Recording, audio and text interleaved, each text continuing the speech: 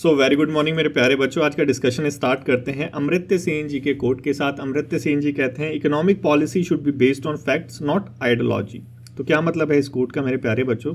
इस कोट का सिंपल मतलब है कि चाहे वो इकोनॉमिक पॉलिसी हो, चाहे वो कोई सी भी पॉलिसी हो, सारी जो पॉलिसी है वो डेटा बेस्ड या फिर जो एविडेंसेस होते हैं उस पे बेस्ड होनी चाहिए, ना कि आइडियोलॉजी पे बेस्ड, ना कि आइडियोलॉजी पे बेस्ड या पॉलिटिकल बिलीफ जो होते हैं उस पे बेस्ड होनी चाहिए। जो पॉलिसी मेकिंग होती है हमेशा वो डेटा बेस्ड होनी चाहिए। यही कुछ मतलब है हमारे अमर्त्य सेन के कोट का। एक एग्जाम्पल के थ्रू समझेंगे तो बहुत ज़्यादा अच्छे समझ आएगा। जैसे मिनिमम वेज को पे डिबेट चलती है कि जो है मिनिमम वेज अप्लाई हो जाने चाहिए हमारे इंडिया के अंदर।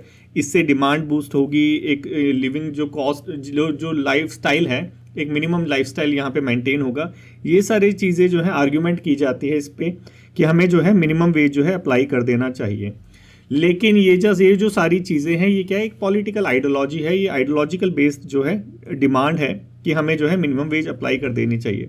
अगर मिनिमम वेज से रिलेटेड अगर हमें कोई पॉलिसी बनानी है तो हमें पहले फैक्ट्स को देखना पड़ेगा कि मिनिमम वेज अप्लाई करने से बिजनेसेस पे क्या इफेक्ट पड़ रहा है।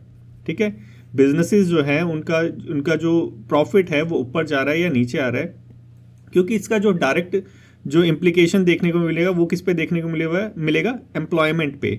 ठीक है, तो ये भी देखना चाहिए कि जो हमारा एम्प्लॉयमेंट है जो वो राइज हो रहा है या रिड्यूस हो रहा है। ठीक है, तो ये दोनों चीज़ें हो गई। इसके साथ हमें देखना चाहिए कि मार्केट में जो डिमांड है वो बूस्ट हो रही है मिनिमम वेज अप्लाई करने से या रिड्यूस हो रही है। तो ये सारी चीज़ें हम देखेंगे और इस पे बेस्ड अगर हम पॉलिसी बनाएंगे तो वो पॉलिसी क्या होगी, वो पॉलिसी होगी हमारी क्या, एविडेंस बेस्ड। जो हमारे अमर्त्य सेन जी बोलते हैं कि जो हमारी इकोनॉमिक पॉलिसी है वो फैक्ट बेस्ड होनी चाहिए। देखो यहाँ पे एक बार सोच के देखो बच्चों कि अगर मिनिमम वेज अप्लाई कर दिया और उसकी वजह से क्या हो रहा है, बिजनेसेस को लॉस हो रहा है। ठीक है, क्यों? क्योंकि बिजनेसेस को ज़्यादा पे करना पड़ेगा, बिजनेसेस का जो प्रॉफिट है वो रिड्यूस होगा। तो यहाँ पे क्या होगा, जो बिजनेसेस होंगे, जो बड़े बड़े बिजनेस होंगे वो ले ऑफ करेंगे। ठीक है, वो अपने एम्प्लॉयज़ को निकालेंगे।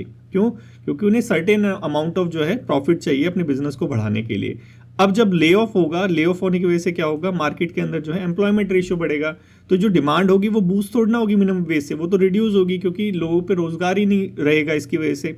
तो यही जो कुछ जो पॉलिसी होगी वो क्या होगी, एविडेंस बेस्ड होगी।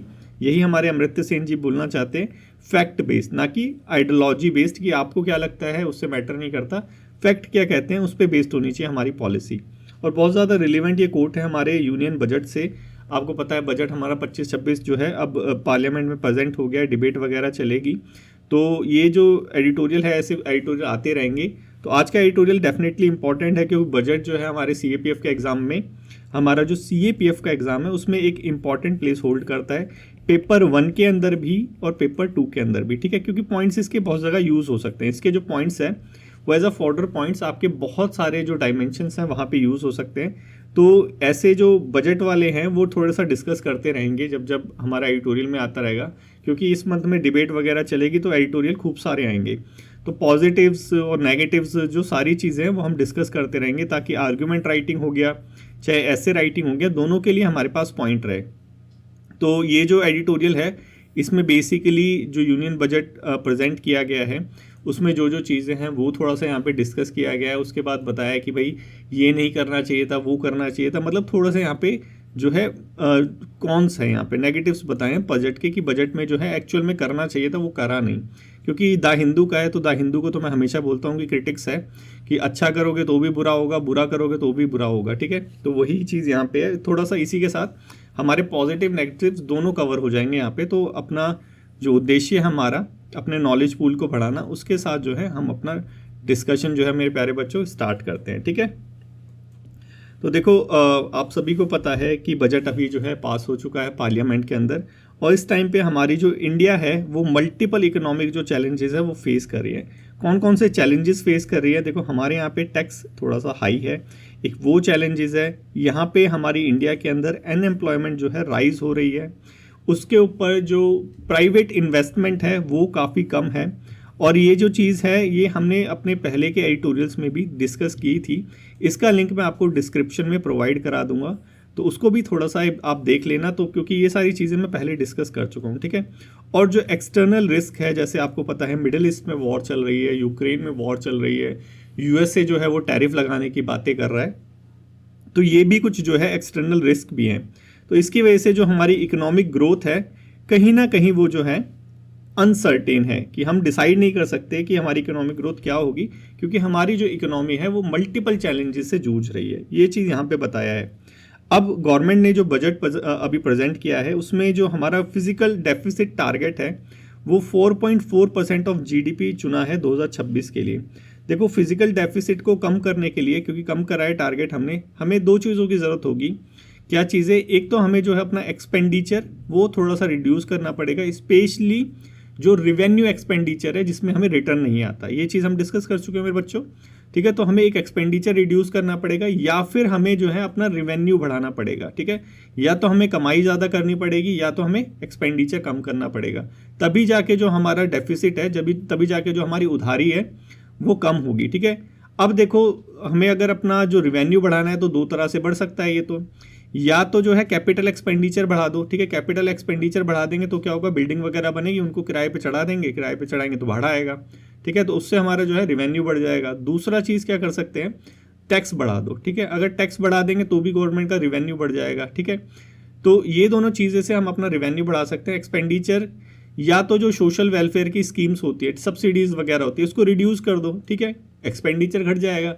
डिफेंस पे एक्सपेंडिचर करते हैं उसको रिड्यूस कर दो, सोशल सेक्टर पे जो एक्सपेंडिचर करते हैं उसको रिड्यूस कर दो, क्योंकि रिटर्न नहीं आता ना वहाँ से, तो हमारा एक्सपेंडिचर घट जाएगा। या फिर जो पेंशन वगैरह है उसका कोई अल्टरनेटिव लेके आ जाओ, तो उससे भी क्या है हमारा जो एक्सपेंडिचर घट जाएगा। तो ये सारी चीज़ें करेंगे तो हमारा जो रिवेन्यू डेफिसिट है ये कम हो सकता है, ठीक है। ये तो चलो मैंने बताया। यहाँ पे बताया कि हमारा जो डेफिसिट का टारगेट है वो 4.4% ऑफ जीडीपी है। देखेंगे गवर्नमेंट कैसे कम कर रही है, ठीक है। तो ये सिंपल सा यही बता रखा है कि ये जो डेफिसिट टारगेट है जो 4.4% ऑफ जीडीपी जो है हमने चूज़ किया है 2026 के लिए, ये डिपेंड किस पे करता है, या तो रिवेन्यू कनेक्शन पे या फिर एसेट मोनेटाइजेशन पे, ठीक है। हाँ एक चीज़ रह गया, देखो कैपिटल एक्सपेंडिचर बढ़ा दे या फिर जो हमारी ऑलरेडी गवर्नमेंट बिल्डिंग है उनको डिसइन्वेस्ट कर दो, ठीक है। डिसइन्वेस्ट करेंगे मतलब क्या, कि जो गवर्नमेंट की प्रॉपर्टी है उसको बेच दो, ठीक है। उसको बेच देंगे तो क्या होगा, तो भी पैसे आएंगे। तो यही चीज़ें बता रखी है, या तो रिवेन्यू कलेक्शन बढ़ जाए या एसेट मोनेटाइजेशन की, जो गवर्नमेंट के एसेट्स हैं उसको बेच दो धीरे धीरे करके। तो इससे क्या होगा कि हमारा जो रेवेन्यू डेफिसिट है, ये फिजिकल डेफिसिट है, ये कम हो सकता है। जो हमने टारगेट रखा है इसको हम अचीव कर सकते हैं। तो टारगेट को थोड़ा सा याद रखना, पेपर 1 के अंदर थोड़ा सा यहाँ से आ सकता है, ठीक है, कि डेफिसिट जो रेवेन्यू टारगेट है रिड्यूस करा है या फिर इसको बढ़ा दिया है, तो रिड्यूस करा है यहाँ पे साफ साफ लिखा हुआ है, ठीक है। अब देखो यहाँ पे एक चीज़ और बता रखी है कि रेवेन्यू प्रोजेक्शन की जो हमारी गवर्नमेंट है बजट में क्या सोच रही है, क्योंकि बजट में क्या है आगामी ईयर के लिए प्लान किया जाता है। तो बजट में क्या होता है कि सारी चीज़ क्या होती है कि ऐसा हो सकता है, ऐसा करेंगे, ये सारी चीज़ होती है, विल होते हैं, विल टेंसेज यूज होते हैं यहाँ पे, ठीक है।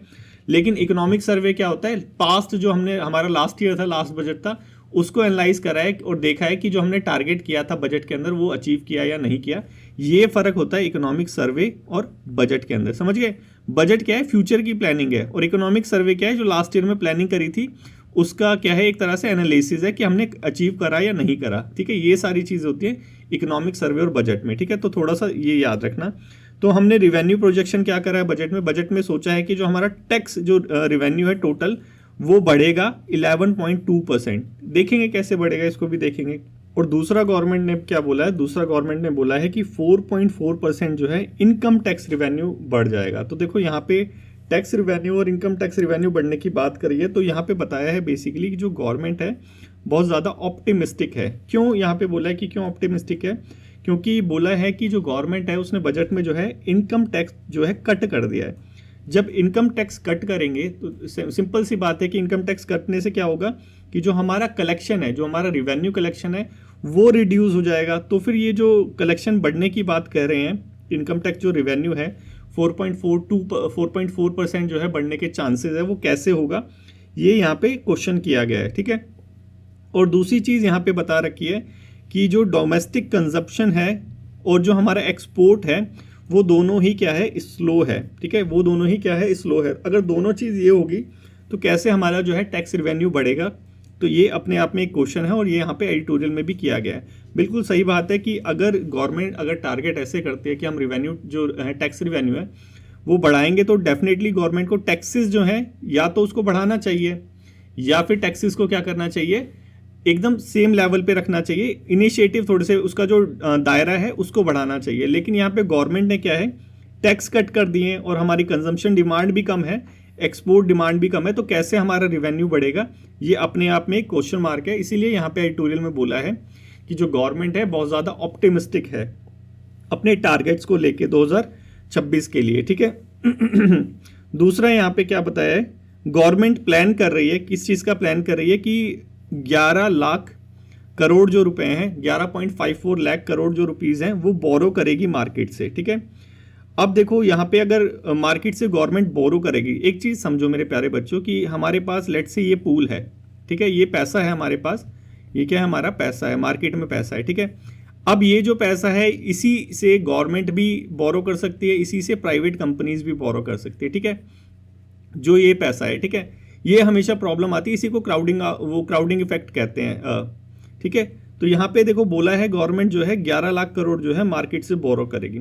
अगर यहाँ से 11 लाख करोड़ रुपए गवर्नमेंट ने बोरो कर दिया तो जो प्राइवेट इन्वेस्टमेंट के लिए है, जो प्राइवेट कंपनीज है, उनके लिए तो फंड बहुत कम रह जाएगा, ठीक है।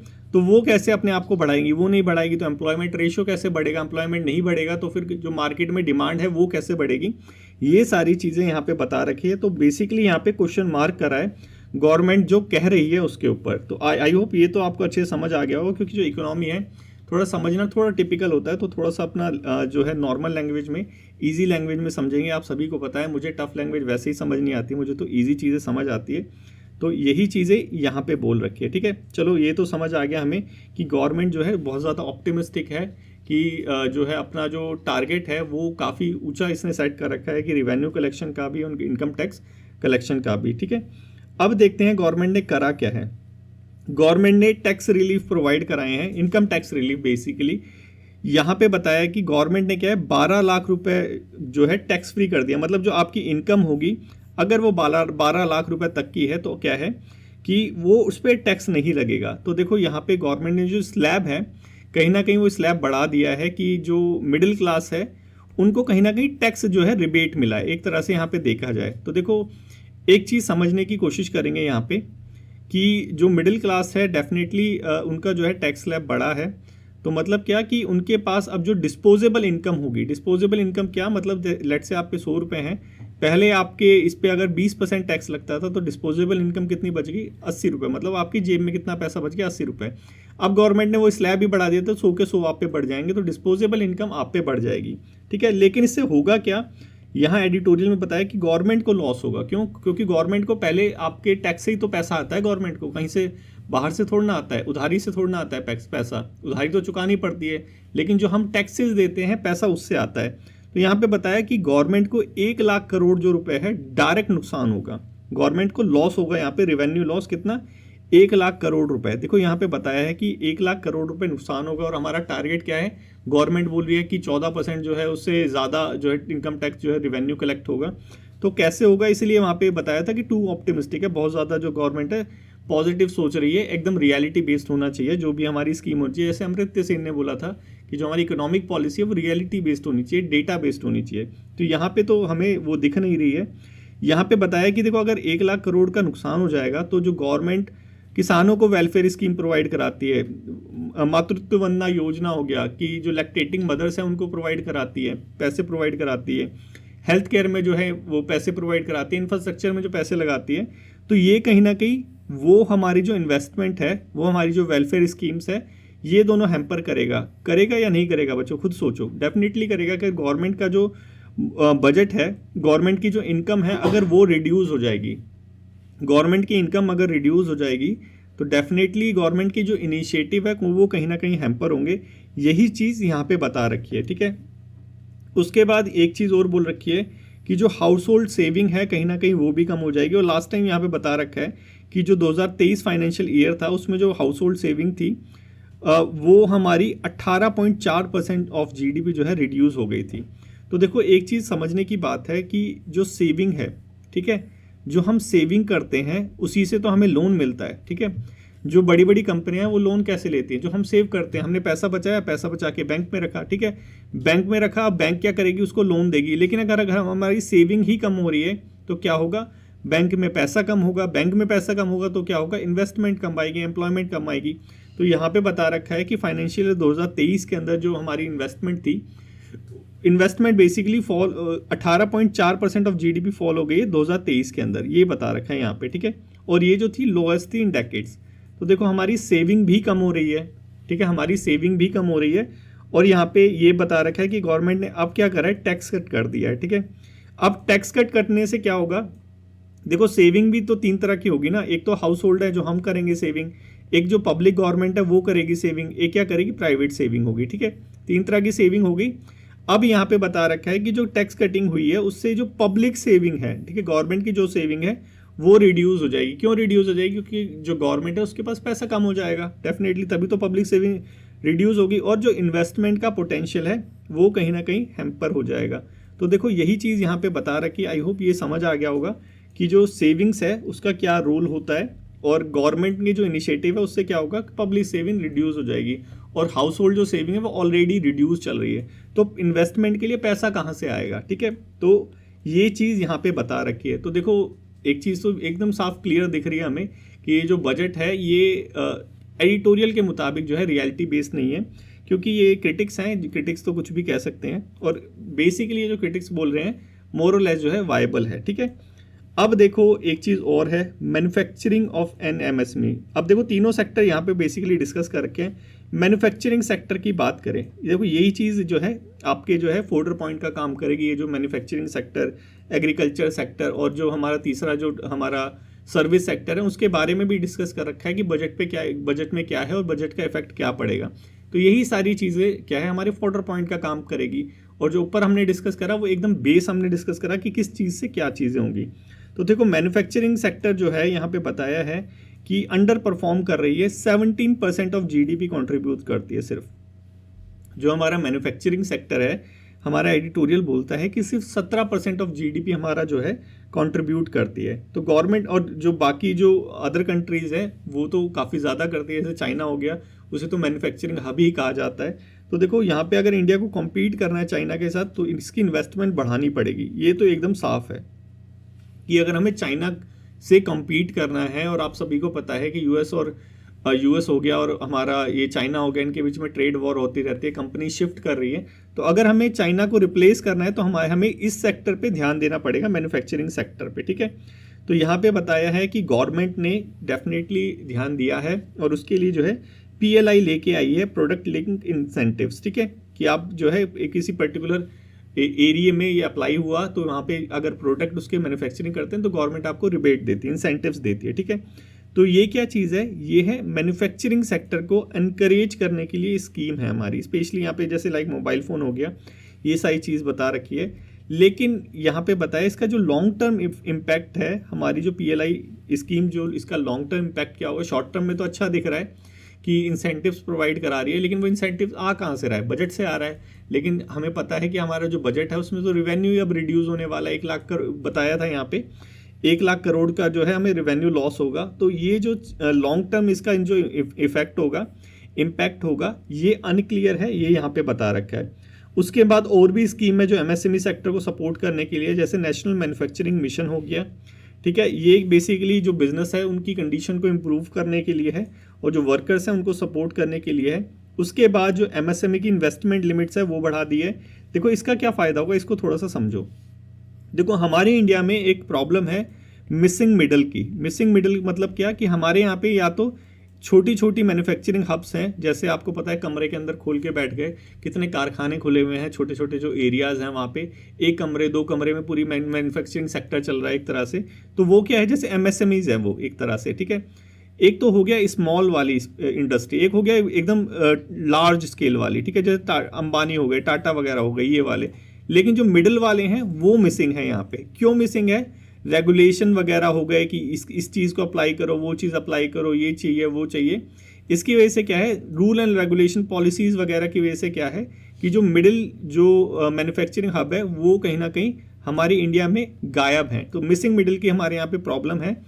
जो स्मॉल जो हमारे हब्स होते हैं, स्मॉल जो हमारे मैन्युफैक्चरिंग हब्स है, जैसे MSMEs हो गए, ये बड़ा नहीं बनना चाहते। क्यों, क्योंकि गवर्नमेंट इनको क्या है, स्मॉल जब तक स्मॉल रहते हैं वैसे प्रोटेक्शन रहती है, तो जो हमारी मैन्युफैक्चरिंग हब्स हैं स्मॉल वाले एमएसएमईज वाले, वो क्या है कि एमएसएमई के क्राइटेरिया से बाहर ही नहीं निकलना चाहते। क्यों नहीं बाहर निकलना चाहते? क्योंकि इसके बाद जो है गवर्नमेंट के रेगुलेशंस वगैरह अप्लाई होंगे। तो गवर्नमेंट ने इसके लिए क्या सॉल्यूशन लेके आई है कि जो एमएसएमई की जो इन्वेस्टमेंट लिमिट है उसको ही बढ़ा दिया, 2.5x कर दिया। तो क्या है, इसका जो क्राइटेरिया था यहाँ तक था पहले, अब यहाँ तक आ जाएगा, ठीक है, और यहाँ से लार्ज स्केल चालू हो जाएगा। तो ये जो मिसिंग मिडिल की प्रॉब्लम है ये कहीं ना कहीं सॉल्व हो जाएगी, क्योंकि हमने एमएसएमई को ही ब्रॉडर स्केल में ले लिया। आई होप ये समझ आ गया होगा पॉइंट, ये इंपॉर्टेंट पॉइंट था, ठीक है। एक चीज़ ये हो गई। इसके बाद हमारे यहाँ पे जो एडिटोरियल है इसमें थोड़ा सा क्रिटिसाइज़ किया है कि गवर्नमेंट जो है ऑल्सो ये सारी चीज़ें कर रही है मैन्युफैक्चरिंग सेक्टर में, लेकिन अभी क्या है, अभी है 4.0, इंडस्ट्री 4.0 का ज़माना है। 4.0 मतलब क्या कि आपको अपनी इंडस्ट्री के अंदर जो है मॉडर्न चीज़ों को अप्लाई करना है, जैसे एआई वगैरह हो गया, डेटा वगैरह हो गया, इन सब चीज़ों को अप्लाई करना है। तो यहाँ पे इसके लिए इन्वेस्टमेंट चाहिए रिसर्च एंड डेवलपमेंट में। लेकिन गवर्नमेंट क्या करती है, हमारी गवर्नमेंट का जो इन्वेस्टमेंट है रिसर्च एंड डेवलपमेंट में वो है कितना, 0.64% इन्वेस्टमेंट है। तो देखो यहाँ पे बता रखा है कि ये बहुत कम है, इससे नहीं चलेगा। चाइना हो गया, जर्मनी हो गया, वो तो 3% कर रहे हैं और हम यहाँ पे 1% भी नहीं कर रहे। तो कैसे चाइना को रिप्लेस करेंगे, ये सारी चीज़ें बता रखी है यहाँ पे। और रेगुलेटरी इनएफिशिएंसी हो गया, इंफ्रास्ट्रक्चर बॉटलनेस हो गया, ये हमें ऑलरेडी पता है कि हमारे यहाँ पे क्या है, इंफ्रास्ट्रक्चर बॉटलनेस बहुत ज़्यादा है कि हमारे यहाँ पे प्रॉपर इंफ्रास्ट्रक्चर नहीं है। हमारे जो सेक्टर्स हैं स्पेशल इंफ्रास्ट्रक्चर के, वो आपस में कम्पीट करते हैं, लॉजिस्टिक हमारे यहाँ पे बहुत कॉस्टली है।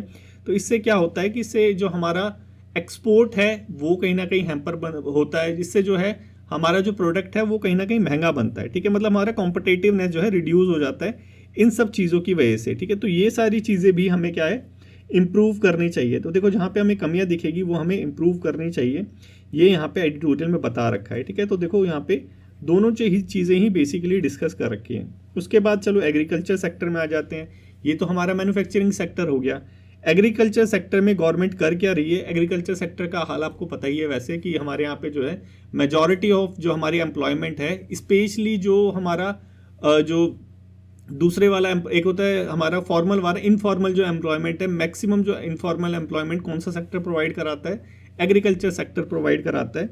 तो यहाँ पे पता रखा है इसी चीज़ के बारे में कि जो गवर्नमेंट है उसके लिए भी एग्रीकल्चर सेक्टर को बूस्ट करने के लिए स्कीम्स लेके आ रखी है। जैसे यहाँ पे हो गया प्रधानमंत्री धन धान्य कृषि योजना, बजट के अंदर मेंशन था ये सारा, national mission on high yield seeds. तो ये सारी जो स्कीम्स है, ये स्कीम्स का मोटिव क्या है कि प्रोडक्टिविटी को जो है बूस्ट करना और जो हमारे किसान हैं उनको क्लाइमेट चेंज जो हो रहा है उससे प्रिपेयर करना, ये इन स्कीम्स का जो है मोटिव है। और बजट में जो है किसानों के लिए, क्योंकि किसानों का एक इशू बहुत बताते हैं कि पैसा नहीं है उनके पास, पैसे की कमी आती है, इसलिए क्या होता है मिडिल मैन जो है वहाँ पे प्लोरीफरेट हो रहे हैं, मिडिल मैन जो बहुत ज़्यादा आ रहे हैं। किसान क्या करते हैं, आड़ती के पास जाते हैं, वहाँ से उधार लेते हैं। तो किसान, गवर्नमेंट ने क्या करा है उनके लिए, गवर्नमेंट उनके लिए लेके आई किसान क्रेडिट कार्ड, ठीक है। ये बहुत पहले से आ रखा है, लेकिन इसकी लिमिट बढ़ा दी है इस बजट के अंदर, 5 लाख रुपए कर दिया, पहले 3 लाख रुपए थी। तो गवर्नमेंट अब जो हमारे किसान भाई हैं वो क्या कर सकते हैं, उस कार्ड को स्वैप करके 5 लाख तक का लोन वहाँ से ले सकते हैं, और जो भी गाड़ी वगैरह लेके आनी है वो लेके आ सकते हैं। बेसिकली वो लोन होता है जो हमारा एग्रीकल्चर सेक्टर होता है, खेत वगैरह होते हैं, उसके अंदर जो इनपुट्स डलते हैं, ठीक है, सीड्स डल गए, फर्टिलाइज़र डल गए, ये चीज़ें डलती है, उसके लिए होती है। लेकिन ये भी कहीं ना कहीं क्रिटिक्स बोलते हैं, ऑल्सो एडिटोरियल में नहीं है लेकिन किसी ना किसी एडिटोरियल में ये बताया गया था कि हमारे जो क्रिटिक्स हैं वो बोलते हैं कि ये जो फार्म लोन वेवर की जो प्रॉब्लम है वो आ क्यों रही है, क्योंकि जो हमारे फार्मर्स हैं वो क्या करते हैं, वेस्टफुल एक्सपेंडिचर करते हैं। वेस्टफुल एक्सपेंडिचर का मतलब क्या कि जो किसान क्रेडिट कार्ड दे रखा है, वो क्रेडिट कार्ड किसके लिए दे रखा है कि आपको अगर खेतों के अंदर बीज वगैरह डालने हैं तो हाई यील्ड वैरायटी वाले बीज लेके आ जाओ उससे, ठीक है। फर्टिलाइज़र डालने हैं तो फर्टिलाइज़र लेके आ जाओ उससे। लेकिन हमारे किसान करते क्या है कि घर में कोई शादी है तो स्वैप करा कार्ड, 5 लाख रुपए यहाँ पे, और वही 5 लाख रुपए शादी में लगा दिए, ठीक है। और फिर जब खेती करने बैठते हैं तो फिर पैसे होते नहीं। तो ये प्रॉब्लम जो है हमारे द हिंदू के अंदर ही क्रिटिक्स ने बताई थी। ये भी आप कोट कर सकते हैं अगर कहीं कोट करने की बात आ जाती है तो ये सारी चीज़ यहाँ पे बता रखी है कि इस बजट में हमारी जो गवर्नमेंट है वो किसान क्रेडिट कार्ड जो है उसकी जो है लिमिट जो है थोड़ी सी बढ़ा दी है। उसके बाद ये बता रखा है कि हमारे गवर्नमेंट जो है टारगेटिंग इंटरवेंशन लेके आई है कि 100 जो है लो प्रोडक्टिविटी जो डिस्ट्रिक्ट है उनको आइडेंटिफाई करा है, उन पे फिर जो है वहाँ पे इन्वेस्टमेंट करेगी, उनका जो है फार्म आउटपुट इम्प्रूव करेगी। तो हमारा एडिटोरियल कहता है कि भाई चैलेंजेस भी तो है, चैलेंजेस को भी तो सॉल्व करने की ज़रूरत है। गवर्नमेंट ने जो इनिशिएटिव लेके आई है ठीक है, लगने में देखने में ठीक लग रहे हैं, लेकिन जो चैलेंजेस है उसको कैसे दूर करेंगे। चैलेंजेस जैसे चैलेंजेस बेसिकली चैलेंजेस है हमारा स्ट्रक्चरल चैलेंजेस, ठीक है, इसको थोड़ा सा देखेंगे। देखो ये क्या है, गवर्नमेंट ने जो किसान क्रेडिट कार्ड प्रोवाइड कर रखा है ये क्या है, शॉर्ट टर्म मेजर्स हैं, शॉर्ट टर्म क्रेडिट फोकस है, ठीक है, यही यहाँ पे बता रखा है। लेकिन हमारे यहाँ पे जो डीपर इश्यूज हैं, जैसे कि हमारे यहाँ पे प्रोडक्टिविटी जो है क्रॉप्स की वो डिक्लाइन हो रही है। क्यों? ग्राउंड वाटर एक्सट्रैक्ट करते हैं, उसको फिर डालते हैं, उसकी वजह से सैलिनिटी आ रही है, उसकी वजह से प्रोडक्टिविटी जो है सॉइल की वो रिड्यूस हो रही है। तो जो क्रॉप का जो वो है, क्रॉप का जो वो होता है, उत्पत्ति जो होती है वो रिड्यूस हो रही है। स्ट्रक्चरल इशू देख लेते हैं, इससे ज़्यादा ही देखेंगे, ठीक है, वो रिड्यूस हो रही है। इसके बाद क्या है, हमारे यहाँ पे मंडीज़ वगैरह जो हैं वहाँ के इंफ्रास्ट्रक्चर, वहाँ पे बोटलनेस है। उसके अलावा हमारे यहाँ पे क्या है, इरिगेशन फैसिलिटी वगैरह नहीं है। उसके अलावा हमारे यहाँ पे क्या है, जो हाई कॉस्ट है ये इसकी सीड्स वगैरह की, वो सारी चीज़ें हैं। उसके बाद हमारे पास क्या है कि जो मार्केट लिंकेज होते हैं, फॉरवर्ड बैकवर्ड लिंकेज होते हैं, वो हमारे यहाँ पे नहीं है। तो ये सारी चीज़ें क्या हैं, ये सारी चीज़ें हमारी स्ट्रक्चरल इश्यूज़ हैं, इसको हमें सॉल्व करनी चाहिए, और उसी में से कुछ चीज़ें यहाँ पे बता रखी हैं, ठीक है। उसके बाद देखो यहाँ पे बता रखा है कि एग्रीकल्चर एक्सपोर्ट पे कोई जो है फोकस नहीं कर रखा हमारे बजट के अंदर। जैसे कि मिलेट्स हो गया, ऑर्गेनिक फार्मिंग होगी, इनका स्कोप है कि हम इसे क्या कर सकते हैं, एक्सपोर्ट कर सकते हैं, लेकिन कोई जो इंसेंटिव है एक्सपोर्ट से रिलेटेड वो कोई बजट के अंदर डिफाइन नहीं कर रखा। तो ये चीज़ें जो हैं करनी चाहिए गवर्नमेंट को, अगर एग्रीकल्चर सेक्टर को बूस्ट करना है तो, ठीक है। उसके बाद प्राइस वोटेलिटी हो गई कि जो फ्लक्चुएट करते रहते हैं, जो हमारे फूड के प्राइस, आपको पता है इन्फ्लेशन बढ़ रही थी, उसके वजह से ये जो चीज़ें होती हैं, इससे क्या होता है कि जो हमारे फार्मर्स होते हैं उनको कहीं ना कहीं लॉस होता है। वो डिसाइड नहीं कर पाते कौन से जो क्रॉप्स है उसको प्रोड्यूस करना है, किस कौन सा नहीं करना।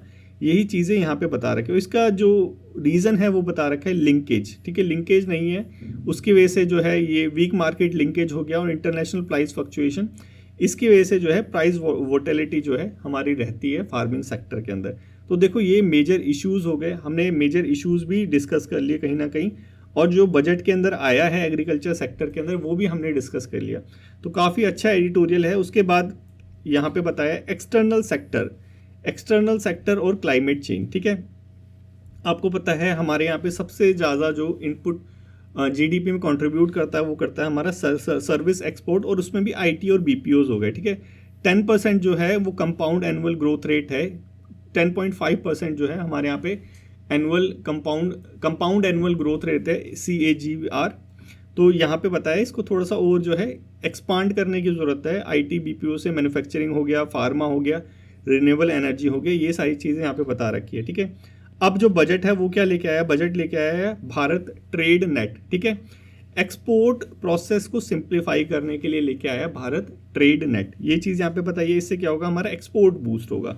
उसके बाद एक्सपोर्ट क्रेडिट सपोर्ट लेके आया एमएसएमईज़ के लिए, ठीक है। जो एमएसएमईज़ प्रोड्यूस करते हैं, आपको पता होना चाहिए 40% अराउंड कुछ जो हमारा एक्सपोर्ट है वो एमएसएमई के थ्रू एमएसएमई करते हैं, ठीक है। तो हमारे एमएसएमई सेक्टर के लिए एक्सपोर्ट सेक्टर बहुत इंपॉर्टेंट है। लेकिन चैलेंजेस क्या है, चैलेंजेस है जो हमारा पैसा है, ये हम देखते ही रहते हैं द हिंदू के अंदर, जो हमारा पैसा है और डिस्कस भी करा है हमने, जो हमारा पैसा है उसकी वैल्यू कम हो रही है, और उसकी वैल्यू के साथ साथ क्या है, हमारा फॉरेक्स जो रिजर्व है वो कम हो रहा है, ठीक है।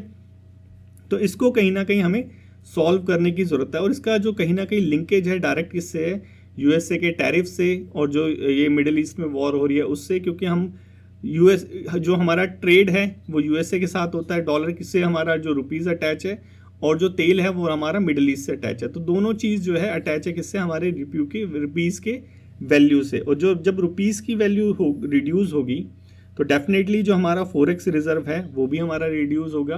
तो यही चीज़ यहाँ पे बता रखी है। क्लाइमेट एक्शन से रिलेटेड क्या क्या एफर्ट करने चाहिए, देखो लिथियम आयन जो बैटरी है, आप सभी को पता है कि अगर हमें वो जो क्रूड ऑयल वाला है उस पर अगर हमें डिपेंडेंस रिड्यूस करनी है तो हमें रिन्यूएबल एनर्जी में कुछ ना कुछ तो करना पड़ेगा, ठीक है। आप सभी को पता है लिथियम आयन ट्रायंगल हो गया हमारा, वो काबिल हो गया, ये सारी चीज़ें जो इनिशिएटिव है ये तो कर ही रही हैं। यहाँ पे एक चीज़ और बताया कि रिसाइकलिंग करो, ठीक है। जो हमने ऑलरेडी हमारे पास जो लिथियम आयन बैटरीज हैं जो एक्सपायर हो गई हैं, जिनकी परफॉर्मेंस कम हो गई है या फिर जो वेस्ट में चली गई है, उसको थोड़ा सा रिसाइकल करने की ज़रूरत है, ताकि जो हम इंपोर्ट डिपेंडेंस है उसको रिड्यूस कर सकें। आप सभी को पता है रिन्यूएबल एनर्जी वाला हमारा प्रोजेक्ट चल रहा था, सोलर वाला। चाइना से इंपोर्ट करते थे हम, ठीक है। अब चाइना ने जैसे ही वहाँ पे टैरिफ लगाए, वैसे ही जो हमारा जो ये एफर्ट था वो कहीं ना कहीं हैम्पर हो गया उससे, क्योंकि सोलर पैनल की जो है कॉस्ट एकदम से बढ़ गई टैरिफ की वजह से, ठीक है। तो इसका सॉल्यूशन क्या है कि भाई रिसाइकलिंग करने लग जाओ। रिसाइकलिंग करने लग जाओगे तो होगा क्या, जो हम इंपोर्ट डिपेंडेंस है वो रिड्यूस हो जाएगा। उसके बाद बता रखा है कि जो ड्यूटी है उसको एग्जेम्प्ट कर दो, जो क्रिटिकल मिनरल्स इंपोर्ट करते हो। उसके बाद जो हमारा खुद का जो हमारा इंडिजीनियस जो मैन्युफैक्चरिंग सेक्टर है, हमारा जो देसी सेक्टर है, उसको सपोर्ट करने की ज़रूरत है। जो मैन्युफैक्चरिंग होती है बैटरीज़ की हमारी इंडिया के अंदर, उसको बूस्ट करने की ज़रूरत है। तो इंसेंटिव प्रोवाइड करा दो। इंसेंटिव प्रोवाइड कहाँ से कराएंगे, हमारा तो बजट जो है वो कम हो रहा है, हमारा रिवेन्यू याद नहीं है।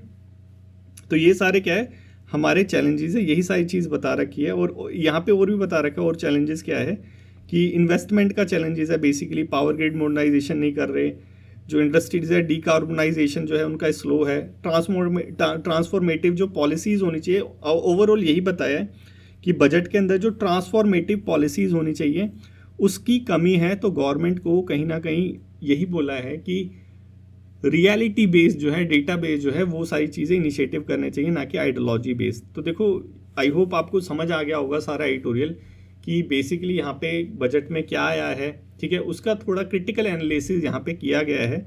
तो मोर और लेस सारी चीज़ें हमने डिस्कस कर ली है। आई होप बच्चों आपको अच्छे से समझ आ गया होगा।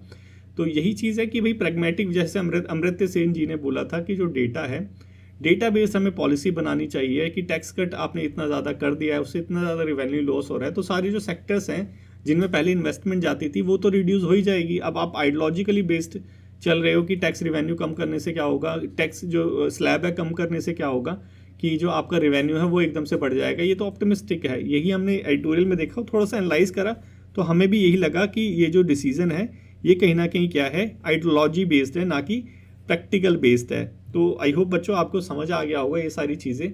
तो हमने द हिंदू का एक जो एडिटोरियल था, हमारा पहला एडिटोरियल था बजट के ऊपर, ये डिस्कस कर लिया। अब बजट से रिलेटेड जो है 3-4 एडिटोरियल डिस्कस कर लेंगे, तो हमारा पेपर 1 हो गया और पेपर 2 हो गया। दोनों के लिए ही जो है मोर और लेस प्रिपरेशन हमारी हो जाएगी। इसके अलावा अभी जो है एक इकोनॉमिक डिस्पैच लेके आऊँगा मैं, तो उसको थोड़ा सा अच्छे से पढ़ लेना। तो और इसको पढ़ लोगे तो फिर जो हमारा पेपर 1 के अंदर जो क्वेश्चन आएंगे एकदम टारगेटेड, उसको उस पर बेस लेके आऊँगा, उसका डिस्कशन भी लेके आऊँगा। चिंता मत करो, सारी चीज़ आएगी, धीरे धीरे आएगी लेकिन, ठीक है। चलो, ये हो गया हमारा, ये है हमारा पेपर 2 के लिए मेरे प्यारे बच्चों। इसको प्रैक्टिस करने की कोशिश करो, लिखने की कोशिश करो। लिखने के बाद जो डिस्कशन ग्रुप है उसमें शेयर करने की कोशिश करो। जिन बच्चों को नहीं पता कि ये जो PDF है ये कैसे लेनी है, तो देखो डिस्क्रिप्शन में जाओ, डिस्क्रिप्शन में जाके आपको वहाँ पे टेलीग्राम का लिंक मिलेगा। टेलीग्राम चैनल को ज्वाइन करो और वहाँ पे जो PDF है ये मैं सुबह सुबह ही दे देता हूँ आपको, तो आप पढ़ भी सकते हो, ठीक है। नेक्स्ट देखते हैं सिटीजनशिप के ऊपर, ठीक है। अभी आप सभी को पता है डोनाल्ड ट्रंप आया है, तो वहाँ पे चल ही रहा था कि उसने जो सिटीजनशिप पे बेसिकली वो ब्लॉक ही लगा रखा था। कर क्या रखा था US में अभी एग्जीक्यूटिव ऑर्डर दिया था हमारे ट्रंप जी ने कि जो चिल्ड्रन होते हैं वो बाय बर्थ उनको क्या है सिटीजनशिप नहीं मिलेगी। उनके जो माँ बाप हैं वो या तो US के सिटीज़न होने चाहिए या ग्रीन कार्ड होना चाहिए। अगर ये दोनों होगा तो ही उनको जो है सिटीजनशिप मिलेगी USA की, नहीं तो नहीं मिलेगी। तो वहाँ का जो फेडरल कोर्ट है अभी तो टेम्परेरी जो है स्टे लगा रखा है ऑर्डर पे, क्योंकि बोल रहे हैं कि अनकॉन्स्टिट्यूशनल है, ठीक है। तो थोड़ा सा देखेंगे इसके बारे में भी, सिटीजनशिप पॉलिसीज़ के बारे में कि हमारी इंडिया की क्या है, क्योंकि ये तो पोटेंशियल क्वेश्चन है एक तरह से, इंटरनेशनली बहुत लाइमलाइट हो रखा है और बार बार द हिंदू के अंदर भी आ रखा है। तो इसको तो डिस्कस करना बनता ही है। अगर नहीं डिस्कस करेंगे तो फिर बाद में हम ही पछताएंगे कि अरे ये तो न्यूज़ में आ रखा था, हमने तो सिर्फ USA का पढ़ा, अपना भी पढ़ना चाहिए था। तो थोड़ा सा देख लेते हैं। देखो, सिटीजनशिप होते हैं, उनके प्रिंसिपल्स होते हैं। कुछ प्रिंसिपल्स क्या है, सबसे पहला तो प्रिंसिपल है जस सॉली। जस सॉली मतलब राइट ऑफ सॉइल, कि मिट्टी पे पैदा हुए हो तो तुम्हें सिटीजनशिप मिलेगी प्लेस ऑफ बर्थ के आधार पे, ठीक है। मतलब यही है। कौन कौन सी कंट्री इसको अडॉप्ट करती है, देखो कंट्री के नाम भी है, USA हो गया, कनाडा हो गया, मैक्सिको हो गया, ब्राज़ील हो गया। ये कौन से प्रिंसिपल, सिटीजनशिप का कौन सा प्रिंसिपल अडॉप्ट करती हैं, जस्ट सोली का, मतलब प्लेस ऑफ बर्थ के आधार पे, कि आपका अगर जन्म USA में हुआ है तो आप वहाँ के सिटीजनशिप हो आपको मिलेगा, इरिस्पेक्टिव ऑफ कि आपके माता पिता कौन थे। दूसरा प्रिंसिपल है जस्ट सैंग्विनिस, मतलब राइट ऑफ ब्लड के आधार पे, मतलब क्या, पेरेंट्स की जो सिटीजनशिप है उसके आधार पे। इसके अंदर कौन कौन सी कंट्री आती है, जर्मनी हो गया, इंडिया हो गया, साउथ अफ्रीका हो गया, ये सारे जो प्रिंसिपल फॉलो करती है ये है जस्ट सैंग्विनिस का। तो हमने, चलो ये तो पता चल गया हमारी इंडिया कौन सी करती है। अब हमारी इंडिया में कौन कौन से लॉज हैं थोड़ा सा उनको भी देख लेते हैं। देखो 1987 से पहले जो है हम फॉलो करते थे जस्ट सॉली का प्रिंसिपल। मतलब क्या कि इर्रिस्पेक्टिव ऑफ आपके मदर और फादर का सिटीजनशिप कुछ भी हो, आप अगर इंडिया में पैदा हुए हो तो आपको क्या है, यहाँ की नागरिकता मिलेगी। ठीक है, ये था जस्ट सॉली का प्रिंसिपल। लेकिन हमारे यहाँ पे 1987 के बाद हमने इस प्रिंसिपल को चेंज करके जस्ट सैंग्विनिस का प्रिंसिपल अडॉप्ट कर लिया कि आपके जो माता पिता हैं एटलीस्ट उनमें से एक जो है वो इंडियन सिटीजन होना चाहिए।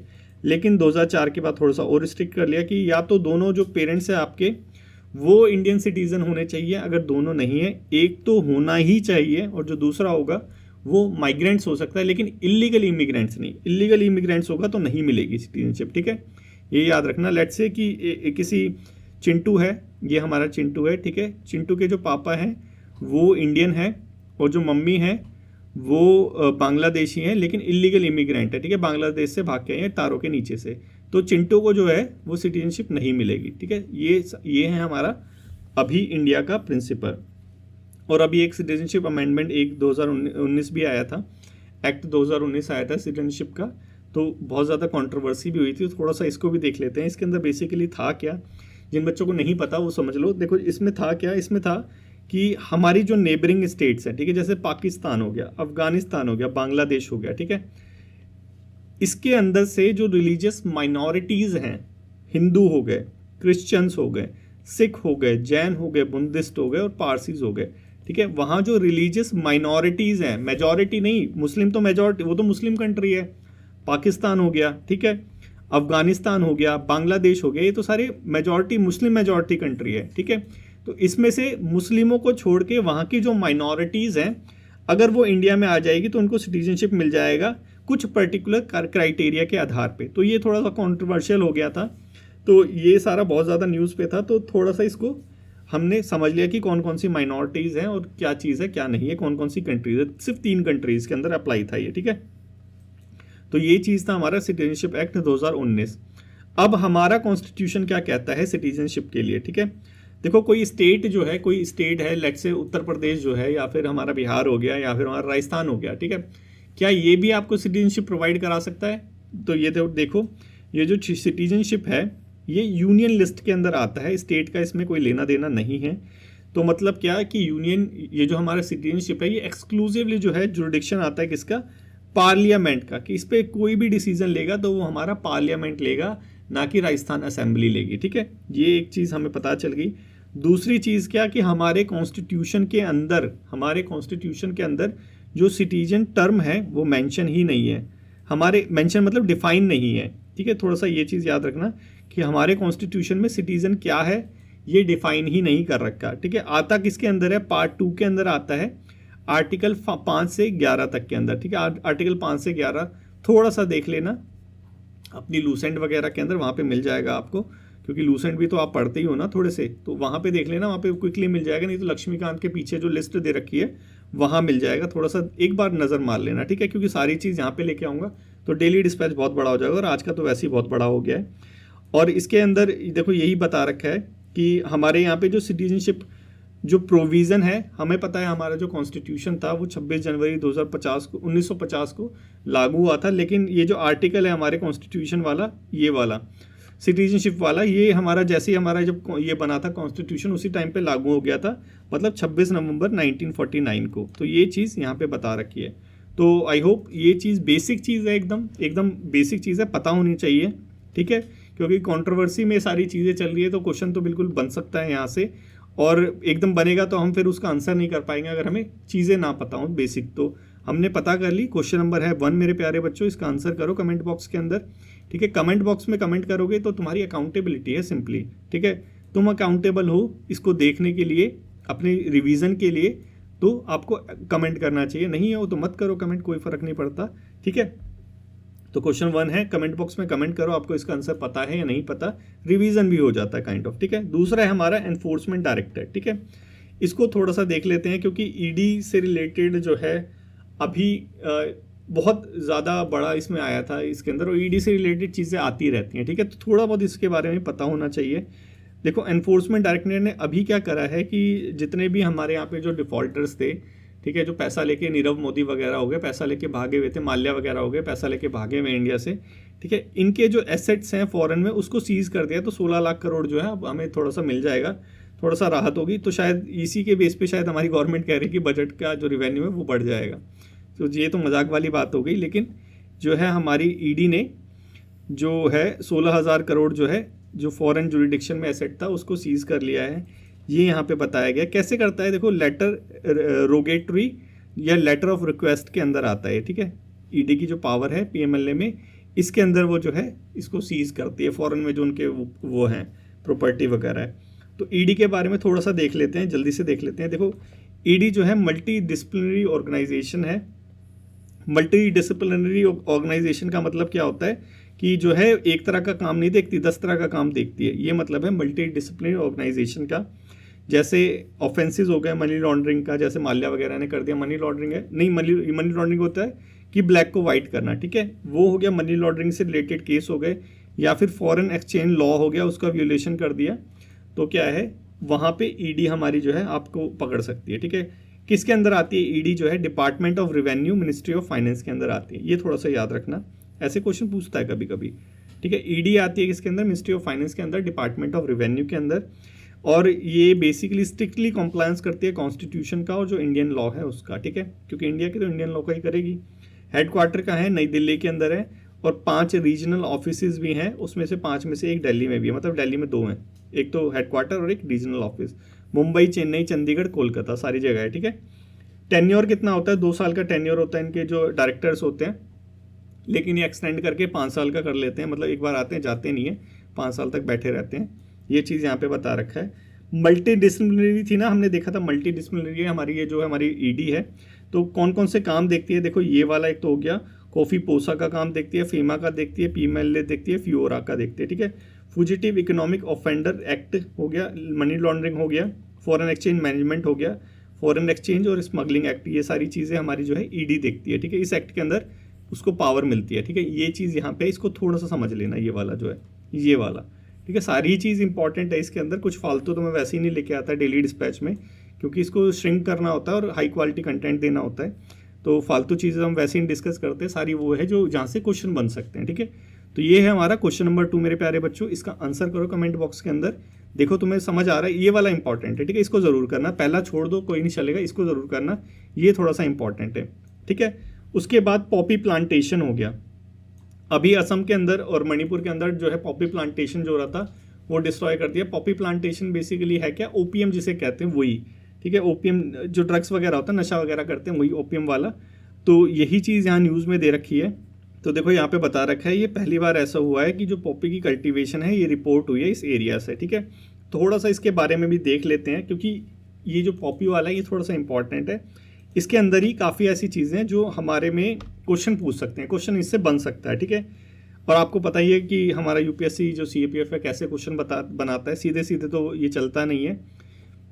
यूपीएससी जो सीएपीएफ है ये सीधे सीधे तो चलता नहीं है, इधर उधर से क्वेश्चन बना लेता है। तो सारी चीज़ हमें इसके हिसाब से ही करनी पड़ेगी। तो देखो, हमारा जो पॉपी प्लांट है बेसिकली इसका साइंटिफिक नेम क्या है? पॉपावर सोमनीफेरस, ठीक है, पॉपावर सोमनीफेरस है, ठीक है। इसके अंदर एक ये जो होता है ये कॉम्प्रोमाइज, ये किससे बना होता है? एल्कालॉइड से बना होता है। बेसिकली क्या है? ऑक्टेगन टाइप का वो होता है, इसके अंदर नाइट्रोजन होता है, ऑक्सीजन होता है, सल्फाइड, ऐसे कुछ होते हैं। थोड़ा सा इसको देख लेना, नहीं तो इसको देखने की इतनी ज़रूरत नहीं है। होता क्या है पॉपी प्लांट के अंदर? जैसे मॉर्फिन हो गया, ठीक है, कोडिन हो गया, ठीक है, थैबिन हो गया, ठीक है, ये सारी चीज़ें जो हैं ये पॉपी इसके एल्कालॉइड्स होते हैं, ठीक है। ये सारी चीज़ हो गई। अब देखो डिस्कस क्या करना है, मेन चीज़ क्या इंपॉर्टेंट है? मॉर्फाइन, ठीक है, जो पॉपी प्लांटेशन से ही बनता है ना ये सारा। ये हो गया मॉर्फाइन। ये यूज़ किसके लिए होता है? ये देखो, ये जो पेन रिलीवर होता है उसके लिए यूज़ होता है ये हमारा मॉर्फाइन, ठीक है। जैसे आप देख सकते हैं दवाइयों के अंदर यूज़ होता है, जो कैंसर पेशेंट्स होते हैं उनको दिया जाता है ये वाला, ठीक है, कि जिनको बहुत ज़्यादा तेज पेन होता है उनको ये मॉर्फाइन दिया जाता है। दूसरा होता है कोडिन, ठीक है। कफ सिरप के अंदर ये सारा डलता है, ठीक है। कहाँ ये इनका यूज़ होता है, ये मैच द फॉलोइंग में दे सकता है, क्योंकि ये अभी न्यूज़ के अंदर है पॉपी वाला। तो जैसे मोरफाइन हो गया, कहाँ यूज़ होता है, पेन रिलीवर में। कॉर्डिन हो गया, कहाँ यूज़ होता है, कफ सिरप में यूज़ होता है। अब पॉपी कल्टीवेशन से रिलेटेड जो चीज़ें हैं वो इंडिया में देख लेते हैं। इंडिया में क्या इसको उगाना लीगली उगा सकते हैं? डेफिनेटली यस, उगा सकते हैं। इंडिया उन कंट्रीज़ में आती है जहाँ पे लीगली जो है ओपियम जो है ग्रो होता है। लीगली मतलब परमिशन लेनी पड़ती है, ऐसा नहीं है कि जैसे मन करा वहाँ पे खेतों में उगा दिया तुमने, ऐसे नहीं, लीगली परमिशन लेनी पड़ती है। तो लीगली तुम क्या है ओपियम ग्रो कर सकते हो परमिशन लेके, ठीक है। यही चीज़ यहाँ पे बता रही है। और इंडिया क्या है, सिर्फ ऐसी कंट्री है, ओनली ऐसी कंट्री है जहाँ पे जो ओपियम गम है वो लीगली प्रोड्यूस कर सकते हैं। इंडिया ओनली कंट्री है। ये सारा जो है रिवेन्यू की वेबसाइट, डिपार्टमेंट ऑफ रिवेन्यू जो है गवर्नमेंट, मिनिस्ट्री ऑफ फाइनेंस, उसकी वेबसाइट पे दे रखा था कि जो है सिर्फ ऐसी इकलौती ऐसी कंट्री है इंडिया जहाँ पे ओपियम गम जो है तुम प्रोड्यूस कर सकते हो लीगली, ठीक है। कौन से एक्ट के अंदर इसको कंट्रोल करते हैं? ये है नारकोटिक ड्रग और साइकोट्रॉपिक सब्सटेंस एक्ट 1985, ठीक है। इसके अंदर इसका परमिट हो गया, रेगुलेशन हो गया, इसका मेडिकल और साइंटिफिक जो पर्पस इसके लिए यूज़ हो गया, ये सारी चीज़ इसके अंदर रेगुलेट होती है, ठीक है। कौन कौन से स्टेट के अंदर उगाया जाता है? देखो, जो ओपियम कल्टीवेशन है 3 स्टेट के अंदर जो है परमिटेड है। मध्य प्रदेश हो गया, हमारा राजस्थान हो गया और हमारा उत्तर प्रदेश हो गया। सिर्फ 3 स्टेट्स के अंदर उगाया जाता है। और मैक्सिमम जो 80% जो उगता है वो मंदसौर डिस्ट्रिक्ट हो गया, चित्तौड़गढ़ हो गया और झालवाड़ हो गया। इन डिस्ट्रिक्ट का नाम याद रखना मेरे प्यारे बच्चों, डिस्ट्रिक्ट का नाम याद रखना। इन डिस्ट्रिक्ट में जो है ये उगाया जाता है। कहाँ कहाँ? मंदसौर हो गया, चित्तौड़गढ़ हो गया और झालवाड़ हो गया, ठीक है। इसका लाइसेंस कौन देता है उगाने का? तुम्हें लाइसेंस चाहिए होगा तो कौन देगा? देखो, लाइसेंस देगा सेंट्रल ब्यूरो नारकोटिक्स, कहाँ पे? ग्वालियर मध्य प्रदेश में ये लाइसेंस देता है, ठीक है। तो यही पॉपी के बारे में थोड़ी सी न्यूज़ थी। थोड़ा सा इसको रिवाइज कर लेना, थोड़ा सा इसको देख लेना, ये इंपॉर्टेंट है थोड़ा सा, ठीक है। तो क्वेश्चन नंबर 3 है मेरे प्यारे बच्चों, क्वेश्चन नंबर 3 का आंसर करो कमेंट बॉक्स में। देखो तुम्हें पता है या नहीं पता है। ऐसे ही क्वेश्चन कुछ पूछे जाते हैं और हमें लगता है यार कहाँ से आ गए। उसके बाद ये नगेट्स है, छोटी छोटी न्यूज़ है। हुआ क्या, जापान ने अभी रिसेंटली जो है नेविगेशन जो सैटेलाइट है उसको लॉन्च किया है, ठीक है। तो उसके सैटेलाइट का नाम क्या है? मिचिबिकी 6 सैटेलाइट, ठीक है। ये है H3 रॉकेट को, H3 रॉकेट है और मिचिबिकी 6 सैटेलाइट है। नाम है स्पेस सेंटर, ये रहा हमारा तानेकाशिमा, ठीक है। स्पेस सेंटर जापानीज आइलैंड में है। एक तो ये न्यूज़ थी, छोटी सी न्यूज़ है, लेकिन कभी कभी ऐसी क्वेश्चन में पूछ लेता है, ऑल्थो अनइम्पॉर्टेंट लग रही है, लेकिन एक बार नाम ध्यान में रहे, एक बार आंखों के सामने से गया हो मिचिबिकी, तो क्या होगा कि अगर आ जाता है तो हम उसको टिक कर पाएंगे। दूसरा क्या है, ये वाला थोड़ा सा इंपॉर्टेंट ही है क्योंकि ईरान है यहाँ पे। ईरान ने अभी जो अपनी एक न्यू बैलिस्टिक मिसाइल है उसको क्या है वो करा है, अनवेल करा है, दिखाया है कि हमारे पास भी अब है। उसका नाम क्या है? एटीमाड, ठीक है। क्या नाम है? एटीमाड है, यही है बस, बाकी तो सारी चीज़ें ऐसे ही हैं, ठीक है। एटीमाड हो गया और मिचिबिकी हो गया। थोड़ी थोड़ी छोटी सी न्यूज़ है, लेकिन कभी कभी छोटी छोटी चीज़ें भी जो है हमें देखने को मिल जाती है पेपर में, फिर लगता है कि यार उसको भी देख ही लेते। तो चलो, कुछ छोड़ना नहीं है, देख लेते हैं सारी चीज़ें। तो बस यही है आज के डिस्कशन में मेरे प्यारे बच्चों। आई होप आपको सब समझ आ गया होगा। अगर डिस्कशन समझ आई हो और अच्छा लगा हो या फिर कोई सजेशन हो तो आप लाइक, शेयर और कमेंट कर सकते हैं। Thank you so much for today's discussion मेरे प्यारे बच्चों।